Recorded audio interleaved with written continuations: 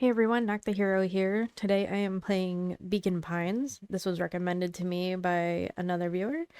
If you have any other recommendations for games you'd like to see on this channel, feel free to leave a comment below, and don't forget to subscribe to the channel. Okay, chapter 5 again. What big ears you have! Lucas sat shivering in the bushes, staring at his feet. After checking to make sure the coast was clear, Beck gave him a gentle tug on his sweater.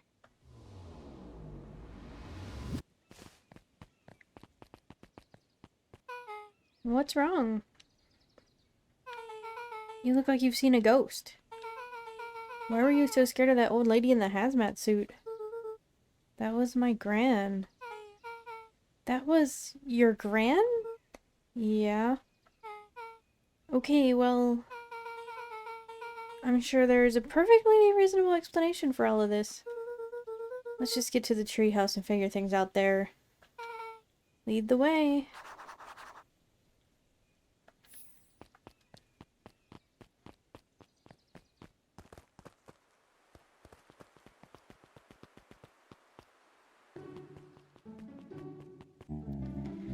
For the last time, there's nothing to worry about. Of course we're not The worried. clipboard finished writing with a scratchy flourish and looked up. Just dotting our I's and crossing our T's. Well, maybe try minding your Q's and P's. Mr. Nuncreed, arms crossed over his paunch, gave an exhausted sigh. If there's anything you need knowing, you'll know it. Absolutely. If you'll just sign here acknowledging everything is accurate, we'll be out of your hair in a flash. Oh, for the love of... He snatched the pad and scribbled his name so hard the pen nearly snapped. There. Would you like my eternal soul as well? The clipboards looked at each other for a moment, almost pondering the possibility, then broke into laughter as they walked away.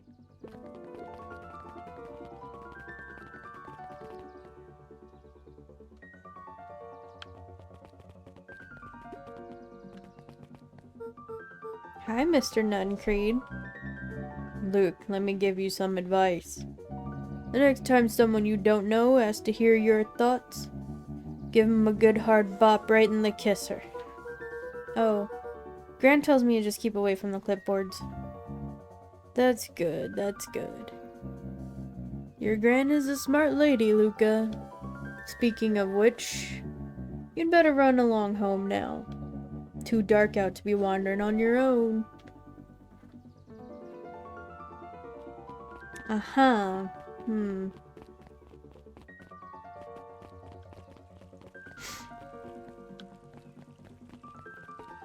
What are these two up to? Another day, another dollar. See you tomorrow, Z. Have you noticed how all the perennial harvest folks order the same drink? Decaf cappuccino with extra foam? Why? I don't know. Just thought it's a little odd. Pretty weird for sure. Well, the customer's always right. See you bright and early tomorrow. Can't wait.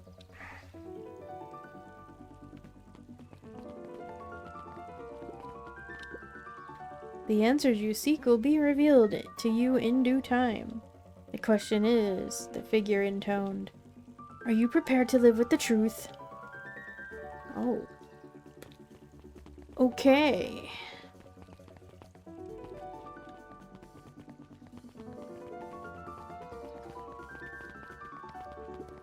William Kerr and Gus Valentine proudly surveyed the half-covered festival banner. It's all coming together quite nicely. Couldn't have done it without The you. mayor gave a half-hearted shrug. I'm not so sure about that. Nonsense! That reminds me I wasn't able to thank your sister for her contributions. Yeah, she has been indisposed of late. She doesn't like me much, does she? Oh no, that's not it at all. She's just been busy. Of course! Regardless, I would be forever grateful if you could pass my thanks on to her. The History Museum adds a real air of import to the whole affair. And we couldn't very well celebrate the story of Beacon Pines without including the Valentines. My father was a great man. You're darn tootin' he was. Kerr locked his arm on Gus's shoulder. But I mean the entire Valentine family. Present company included. Can I ask you something, Mr. Kerr? Call me William. Ask away. William, why are you doing all of this? Gosh, I've never felt one needed a compelling reason to throw a party. Not just the festival. All of this. There's gotta be 100 down on their luck towns out there. Why is Perennial Harvest so invested in helping Beacon Pines? You know what I love most about the agriculture business? Seeds. Seeds. Yup, little bundles of potential. With a glimmer in his eye, Kerr gestured grandly toward the horizon.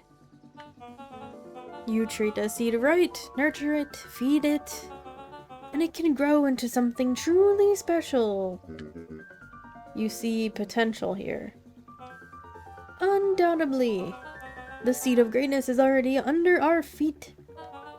All it needs is a little nudge. And the right leadership, of course. Oh. Good night, Mayor Valentine.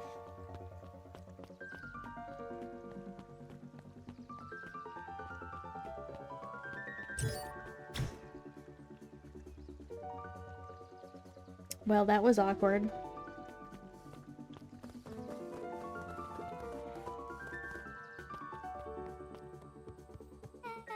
Oh, this is nice. Yeah, the treehouse is just a little further on from here. So what's your buddy Rollo like? Rollo? He's Rollo. Not particularly helpful. Sorry, I've just never thought about it. Lots of energy. He's funny even when he's not trying to be. Things have been tough for his family since the fall harvest. It's about damn time you tell me what this fall fall harvest thingy is. It's kinda a long story. Hit me with the highlights. Okay. There used to be a fertilizer company here called Valentine's. They were kind of a big deal. Oh, big deal fertilizer. It was a big deal to us. Their stuff really worked. Farmers loved it. So Valentine's grew and grew. Beacon Pines pretty much grew around it. Most everyone in town either worked for Sharper Valentine or used his fertilizer. Things were good. I'm sensing a big but. Around 6 years ago, Sharper Valentine died suddenly. And something changed. Changed how? Could have been a bad batch? Maybe it was in the water or air or soil? Nobody knows. But all the crops died. And everyone blamed the Valentines. The foul harvest. Yeah. Valentine's fertilizer went out of business. Half the town lost their jobs. Sheesh. The next year the crops came back, but something was different. You plant a crop, do everything right, and it's sort of a crapshoot what happens. And no one knows why. Nope. I take it Rollo's farm got the short end of the stick?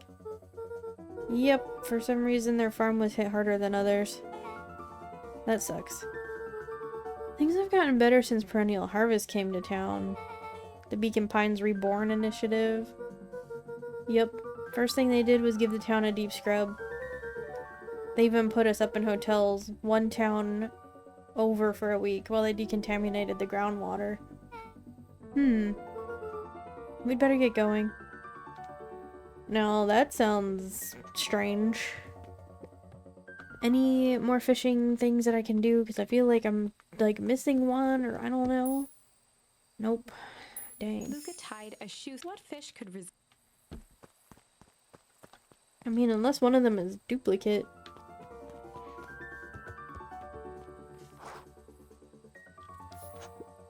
It's about time. I was about to give up and go home. Who's the new kid? Name's Beck. You must be Rollo. I see my reputation precedes me. Welcome to Mission Control. Rollo waggled his head with pride.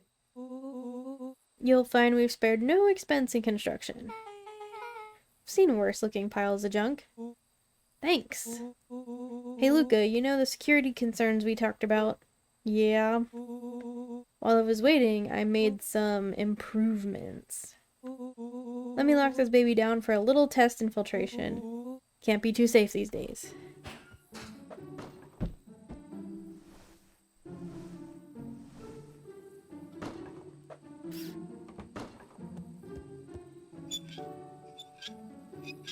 Wow, we have a window.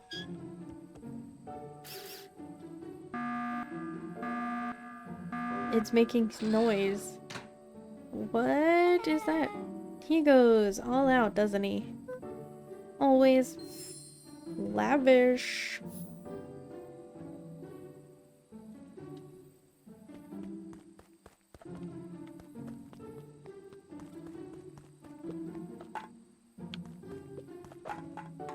Whoops.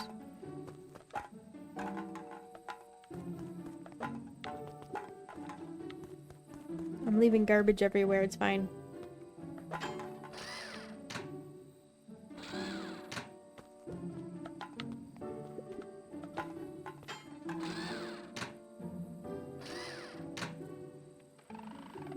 Oh, what?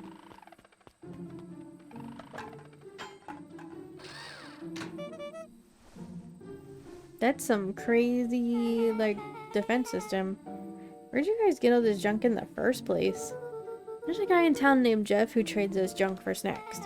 Junk food for junk. Nice.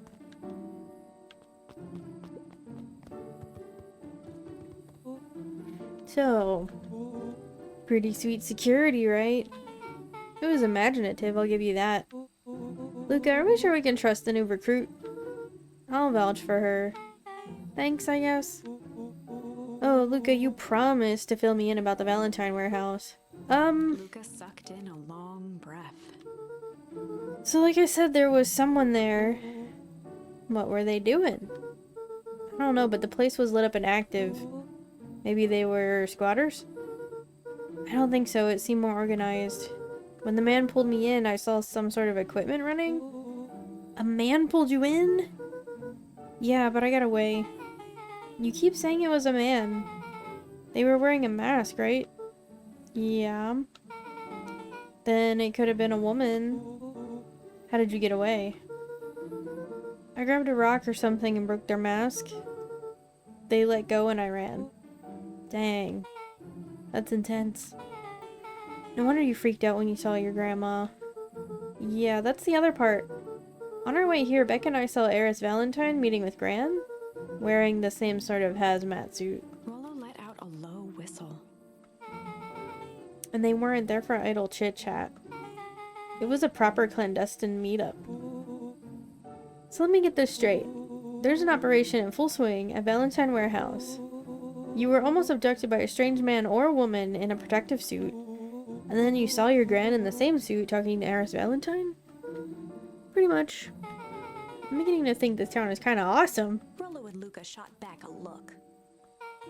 No offense. And so we can logically conclude aliens or alien zombies have infiltrated the town. And their leader is your gran, and she tried to murder you. First of all, and for the last time, there are no aliens. Second, it couldn't have been my gran at the warehouse. I broke that person's mask to get away. The mask Gran was wearing wasn't damaged. But she's definitely hiding something. Maybe. Your gran is weird, but she might be the most boring person in the universe. All she does is sit around all day making jam. What could she possibly have to hide? I don't know, we haven't talked much since she moved in. Moved in? Your gran isn't from here? No, she came a few months back to take care of me after his mom went missing. Did you know your gran before? Not really, no. It's been years since I'd seen her. Luke, I don't think this the wrong way, but are we sure your gran is on the up and up? Luca gazed out the window. I'm just saying. It sounds like strange stuff has been happening since she showed up. We could say the same thing about your family. But you're right. Luca, your gran is hiding something. And Pa always says, folks only bury stuff worth digging up. We need to investigate your house. If my gran really is hiding something, don't you think I would have noticed by now? That's kind of the whole point of hiding something. I guess you're right. Gran's been leaving the house for hours at a time this week. I'll call you two tomorrow when the coast is clear. We can start getting to the bottom of this. I'm always game for a good snoop. You can count me in. Chapter 6.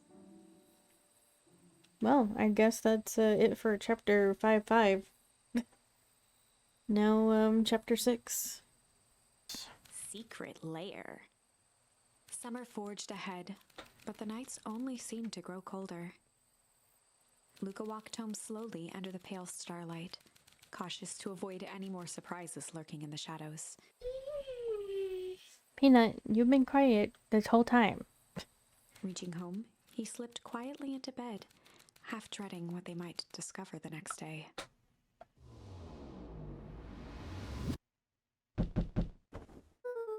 What time is it?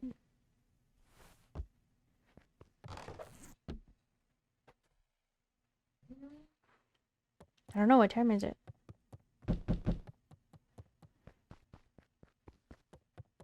There's a noise, there's a knocking.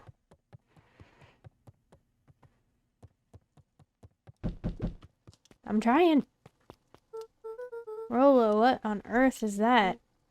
A ridiculous thing on your head. Oh, this? Helps me think. You're gonna need a lot more of those. Joke all you want. We'll see who's laughing when I crack this case wide open. The coast is clear? Yep, whatever she's been up to this week, it's been keeping her busy most of the day. Very well. The game is afoot. I thought I was supposed to call them. Beck rolled their eyes as Rollo strutted across the room. If I were Gran, where would I hide my deepest, darkest secrets? Perhaps where you might least expect it. The closet upstairs. Flung open the cabinet with confidence. Aha! Coughed as a veil of dust hit his face. I think it's safe to assume anything that dusty isn't what we're looking for. Or maybe that's what she wants you to think. Then again, any good detective knows not to trust their first hunch. Well, it's either the hutch in the dining room or whatever, or it's like the closet upstairs. Or maybe her parents' bedroom, I don't know. First, hunches are for suckers. Eureka! She's lit a fire in order to burn the evidence. She keeps that fire going every day, Rollo. Drat, may already be too late. Just think of the mounds of documents lost to ash. Okay. I'm gonna stop you right there. Can we just think for a moment? Luca, is there anywhere Gran doesn't want you to go? Yeah. The closet upstairs. So maybe it stands to reason that we should check there first? No dice, it's locked. Well, well, well. Look who stands to reason now. And I have no idea where the key is. If it is, whoa. Haha, reading is hard.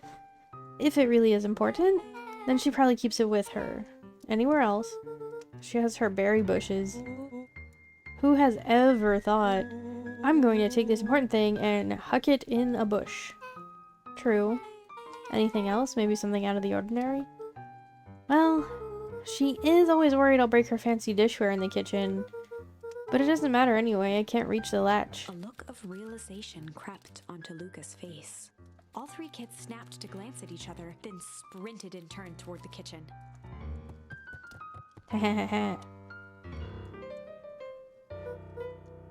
Alright, Rollo. This is your time to shine. Yes, you've called upon my expert detective skills. And now I shall proceed Before he with... could finish, Luca scrambled up Rollo's back. Hey, this isn't my idea of detective work. Every squad needs a good lockpick. And every good lockpick needs a sturdy head to sit on. This is beneath my standing! Stop complaining and I'll hold still.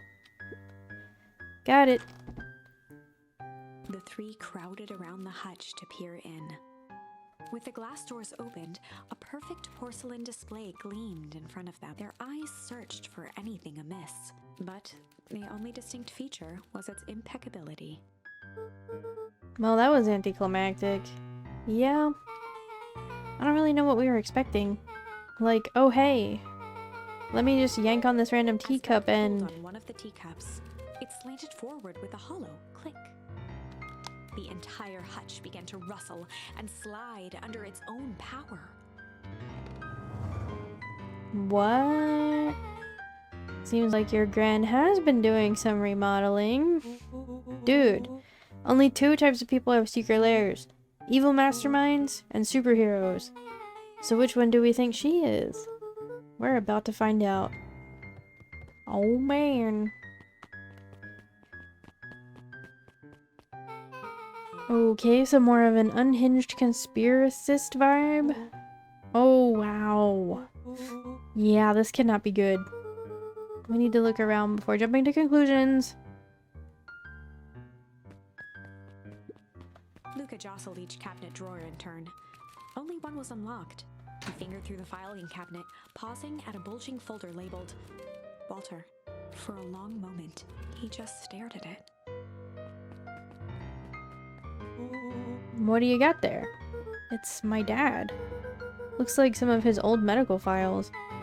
Your dad was a doctor? Luca nodded and caressed the label with his thumb. Well, are you gonna read it?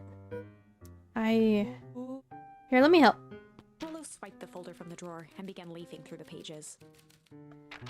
He whistled to himself, barely looking at the text. How about you actually read some of it? One sec. Dense documents such as these are a lot like a cheeseburger. It's best to skip straight to the middle. That's where all the meaty bits live. Wow, I had no idea we were in the presence of the preeminent scholar in dense documents. And cheeseburgers. By all means, proceed. He stopped at a page and mimed, holding up a monocle. Here we are. Follow-up examination of Terrence Wilby. Patient shows further signs of paleness and malaise. Body temperature continues to drop.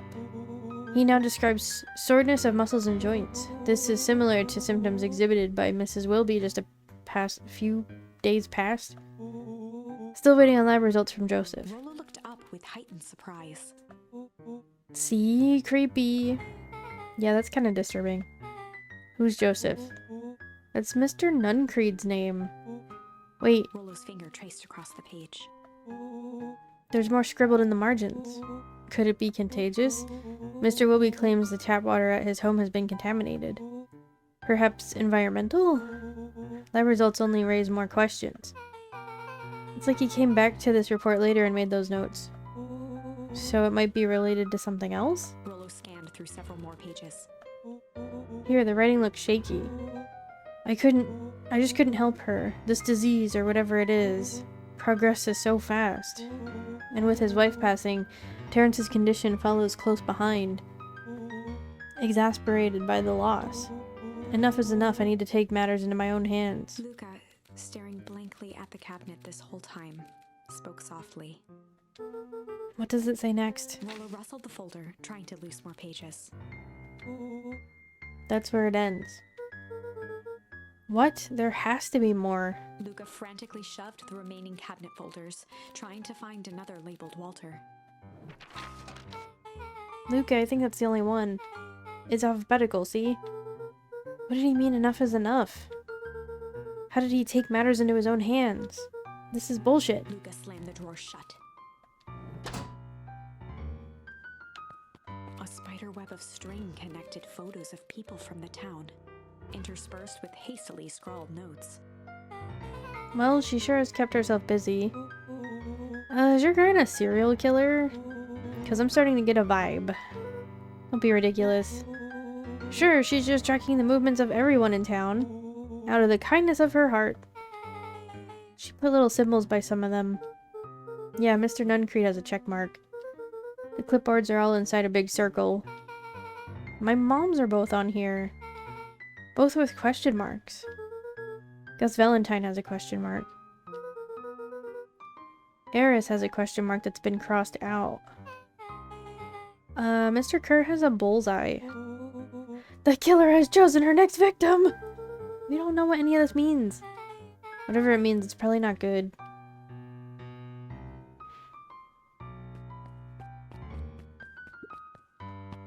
What do we have here?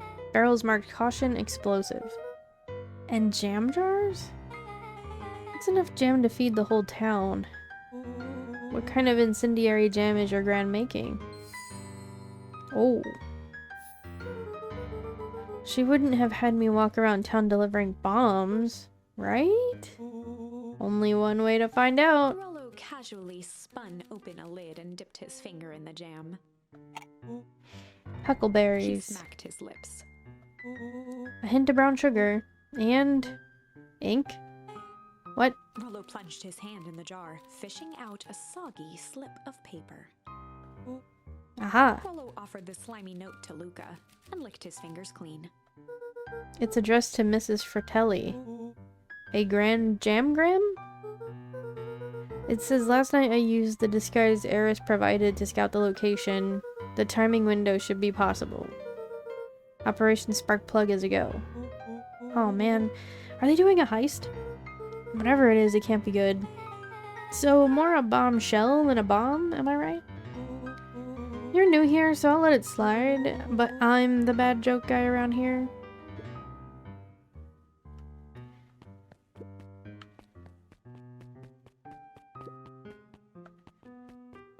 They crowded around a worn-down old map of Beacon Pines. Cool, this looks like a treasure map. Not every old map is a treasure map, Rollo. Yeah, but every treasure map is an old map. Can't fault that logic. Look, there's even a pathway drawn on it. It starts at the entrance to town. And if we follow it, Rollo carefully traced the path with his finger. it leads right He to jabbed down at the end point. Town Square? That's the fountain in the middle of the town. What a weird place to hide treasure. Rollo, that doesn't look like treasure to me. The end of the path on that map has the same symbol as those explosives over there. So it's not hiding treasure. A real bummer. Rollo, what's the thing you've been excited about for the past month? The festival. Did you just say gulp? Actually, I didn't. This feels like a gulp kind of situation. Everyone will be gathered near the center of town. She's gonna blow up the festival? Not if we stop her. What was that? Luca looked up from the map. What was that? What was what? No, I heard it too. That was the front door. Which means someone just shut the door. Which means someone's upstairs. Shh, quiet. Hit the lights. Beck flicked off the light, and they became statues in the dark. Wow, I would be scared. Overhead, Like terrified. Creaking floorboards bent under slow, deliberate steps. The kids looked up, the tilt of their necks following each footfall. How can you tell it's dark?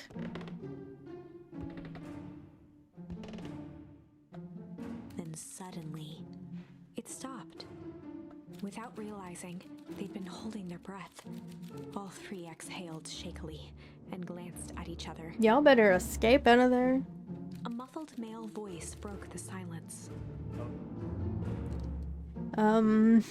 Hello? A final few footsteps reached the entrance above them, and the voice now echoed down the stairs. Anyone down there? The three kids shuffled to the corners without a peep. As he began to descend the stairs, the man's voice punctuated every new step. Thump, Yoo-hoo! I'm not here to hurt anyone.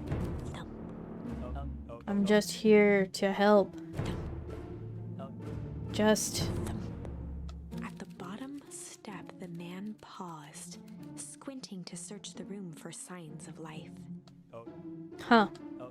Guess it's nothing. Rollo shifted suddenly. Luca gave him an intense, chastising look and whispered through clenched teeth.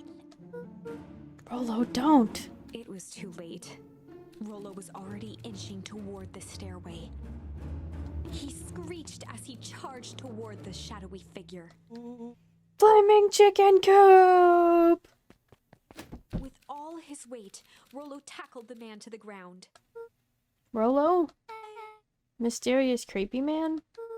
Anyone there? From the dark corner, they saw something move. Well, I didn't know if I had it in me, but there was only one way to find out. Holy crap, Rollo, that was awesome. Wait, did you just kill that person? Luca scrambled to the hunched figure on the ground. Pressing his fingers to the man's neck, he sighed with relief. You sure clobbered him good, Rollo. He's knocked out cold.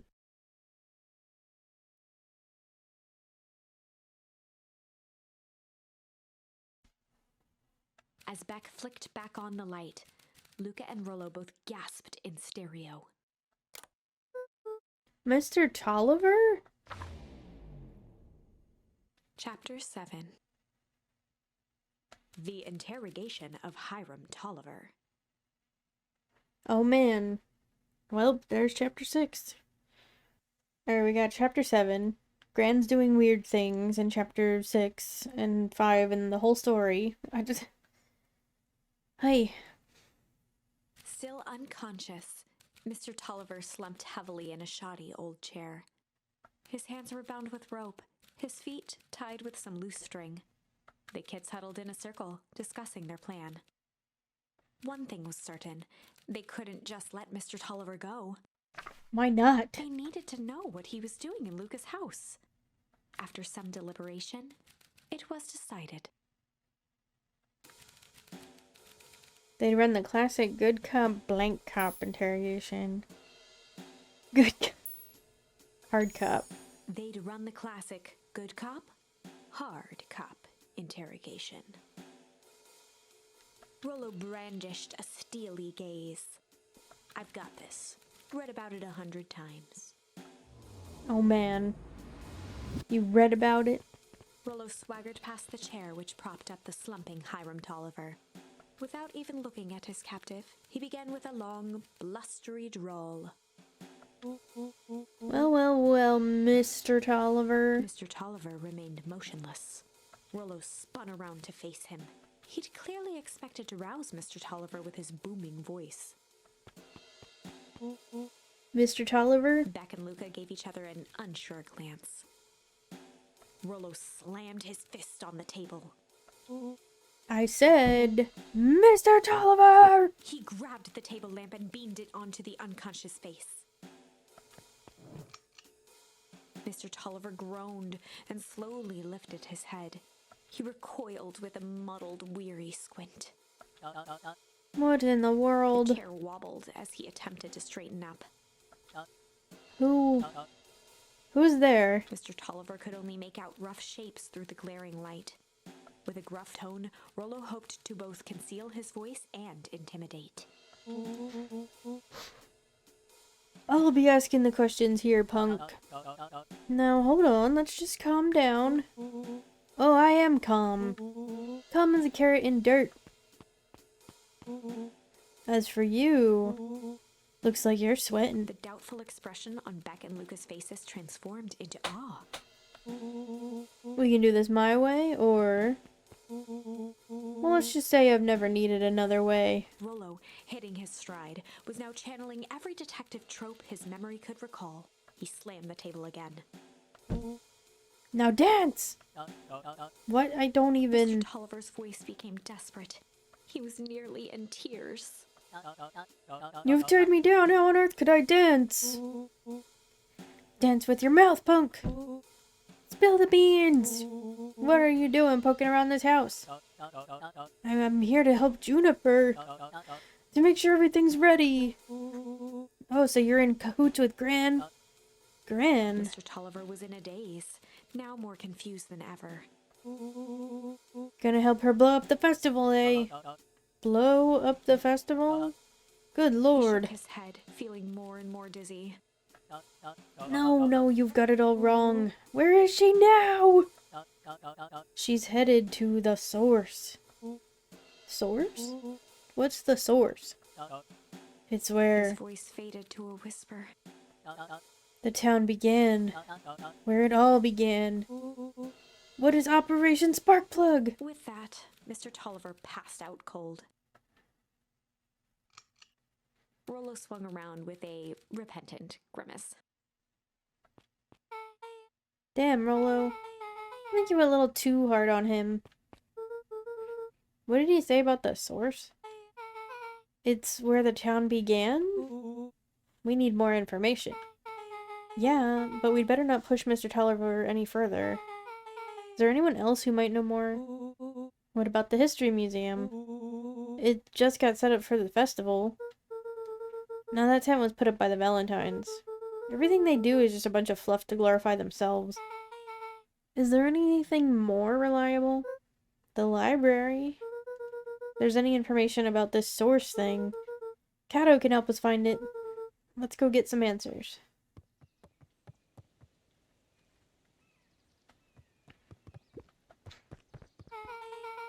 This is a dang nice library. Thanks, we work hard on it.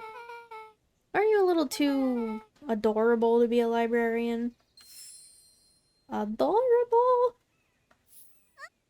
Oh, Cato hung out here so much eventually they just gave him a set of keys. I just keep an eye on the place for Miss Novak sometimes. Yeah, you working for free? It's quiet and I get access to all the books I can read. What more could a person want? Fair enough. What can I do for you all?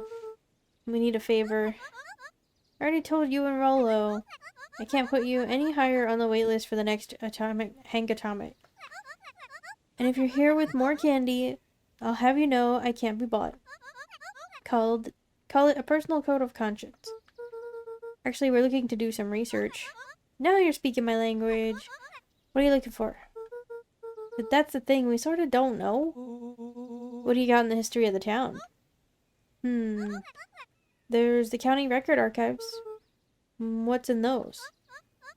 Births, deaths, newspaper clippings, stuff like that. Pretty boring reading. But they do go all the way back to when the town was founded. Great, we'll start there. Chapter 8. Oh man. Chapter 7 was not a long one. I wonder if it would have been longer if I had chosen the other option or something. I'm sure it'll make me go back and find out. 6 feet under, 3 towns over. What? The kids spent the rest of the afternoon combing through dusty piles of old county records, desperately searching for anything that could help them make sense of Mr. Tolliver's cryptic utterance. Luca tried to shake the thought of Gran's basement, but his focus wavered. Explosives, messages hidden in jam, dossiers on various town figures, and a corkboard threaded with photos. Gran was the only family he had left. He still couldn't bring himself to believe the worst. But the old map with the symbol of explosives in town square made that difficult. As the sun began to set, the kids were no closer to the truth. Explosives? What does this have to do with the ice? If I have to read any more records, my eyeballs are gonna pop. We have to keep digging. If I dig another word, I'm gonna end up in one of these asinine death records. Rollo Cotter lived a full and wonderful life, till he read so much boring crud that his brain oozed out of his ears. Rollo shut his book with an assertive nod. If you've got a better idea, spit it out. You sound like my sister. Keep pushing your luck, pal, and it won't be boring county records that kill you. I'll put you in the obituaries myself. Rollo muttered under his breath. You're a county record. Really? That's the best you've got? When I'm done with you, you'll be the footnote in history. Just like... Beck slammed her finger down on the open page before glancing down to read. J. Hartford here. I'd love to see you try. Hey. We're all a little tired here. Let's just take a minute and... Something tickled the back of Luca's mind. Wait, what was that name back? In the obit, J. Hartford. From the Brookville Tribune 8 years ago. That can't be right. What is it? J. Hartford. That's my grand's name, Juniper Hartford. Maybe there were 2 J. Hartfords? Mrs. Hartford is survived by her young daughter, E. Hartford. My mom's name is Eleanor. Okay, this is getting creepy. If your grand is 6 feet under, 3 towns over, then who am I living with? The question hung in the air. I kind of suspected something like that. Alright, gang, I gotta close up for the night. Beck rubbed her eyes. How late is it? Almost 10. Oh crap, Pa's gonna kill me. I gotta go. Yeah, my parents will be worried sick. Okay, let's meet up as early as we can at the festival tomorrow. What are you gonna do about the unconscious man in your basement? I'll think of something. Will you? Will you think of something? Luca's heart was pounding as he approached the house. If he was lucky, Gran, or whoever it was, hadn't gotten back yet. And I don't think we're that lucky. Mr. Tolliver tied up and unconscious in the basement. Dealing I don't with think him we're that would be lucky. the first order of business. Luca shook out his arms to calm his nerves before entering. I don't think we're that lucky. We have not been lucky about anything. He held perfectly still, tempering his breath, and listened closely. She was asleep. His only hope was that she hadn't found Mr. Tolliver before dozing off. Oh man. What if she did? We're gonna get trapped down there. Like, it's still open and everything. How did she not see it? How did she not notice? Yeah, she totally noticed. Oh no. Mr. Tolliver was nowhere to be seen. Maybe he woke up, escaped from his bindings, and left without a trace. Or maybe Gran knew everything. What do I do? Luca's hungry stomach groaned. Not realizing it, he'd gone the entire day without eating. Okay, I can figure this out. Just need a little brain food. Luca rushed over to the pile of jam jars, unscrewed one, and shoveled a handful into his mouth. Wasn't she spiking them with, like, powder or something? I'm afraid your jam delivery will be delayed. He flipped the lid to read the label. Mr. Nuncreed, hee. Okay, now I can think. So, if Gran knows we tied up Mr. Tolliver, I'm screwed. If she doesn't know, then I need to play it cool. I guess the only option is to go to bed and act as if nothing is wrong. Gran will think Mr. Tolliver finished what he was sent to do and left when he was done. Go to sleep. I don't know. I don't know about this.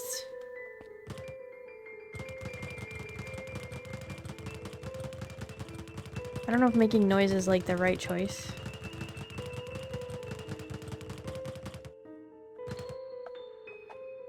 Oops.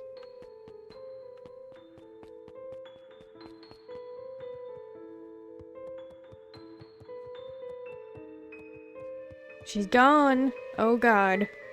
Gran? Okay, stick to the plan. Go to bed and play it cool. As Luca climbed the final stair, the emotion of the day dragged heavily on him. With each consecutive step, his legs weakened. His stride began to falter. He tried to grab for the railing to steady himself. Something was wrong. Come on, legs. Just a few more steps. Oh, dang. Groaned and tried to move. His limbs might as well have been bolted to the ground. Through numb lips, he mumbled just before falling asleep. The germ? Of course it was the jam. I told you not to. Sweet boy. What did you get yourself into?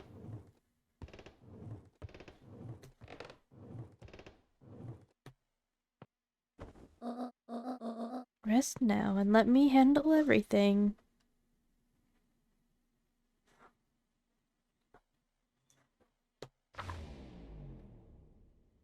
Chapter 9. Chapter 9? Already? There gotta be more to that chapter.